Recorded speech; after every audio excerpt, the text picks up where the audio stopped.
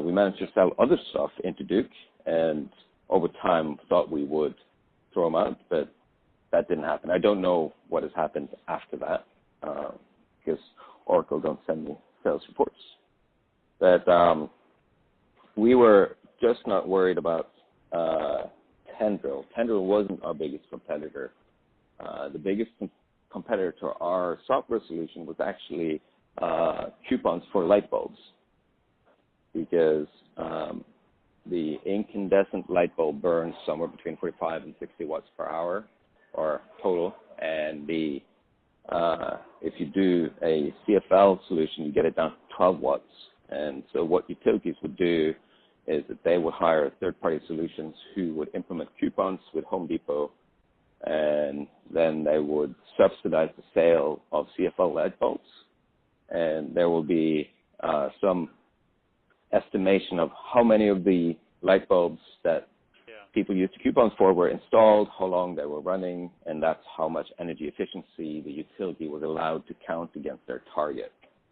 And that's that, as well as home inspections, was actually the main competitor to Opower. And that is how energy efficiency has been done for decades. I mean, energy efficiency is not a new market. And this gets to, I guess, Andrew's question. You've had, I guess the first line of attack when trying to handle energy efficiency is to change the light bulbs and things.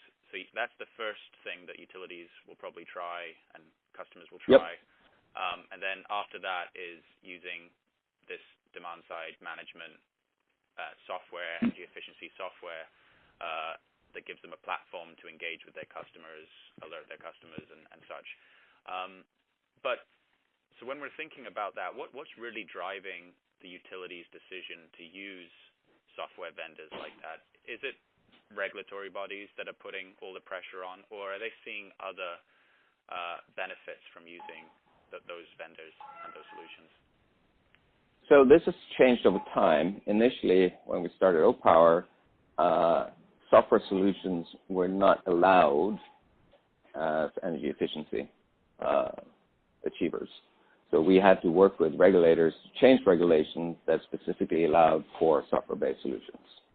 Once that happened, we needed to find utilities when they were in buying mode, and typically that would happen on 1 or 2 times.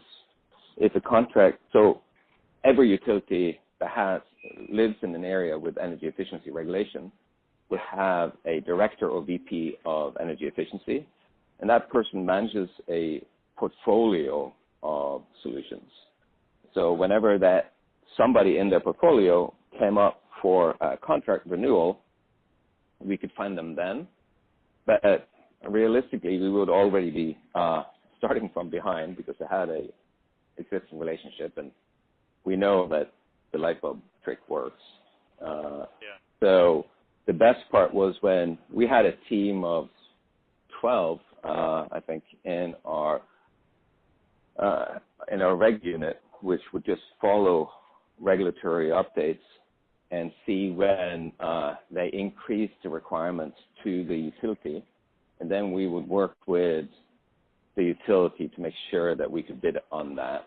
We would also very often work with the regulators to write the regulation in ways that favored us, and so, or favored software solutions, or at least put them in the same playing field as others, which gave us a good, like, a sales strategy for where to go when in the U.S. and also abroad.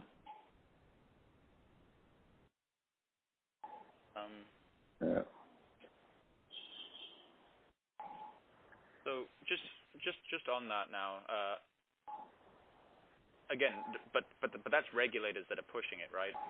Just back to my original question, utilities, if it wasn't for regulators saying that you need to be more engaged with your customer, you need to have this energy efficiency, they might not be using the software?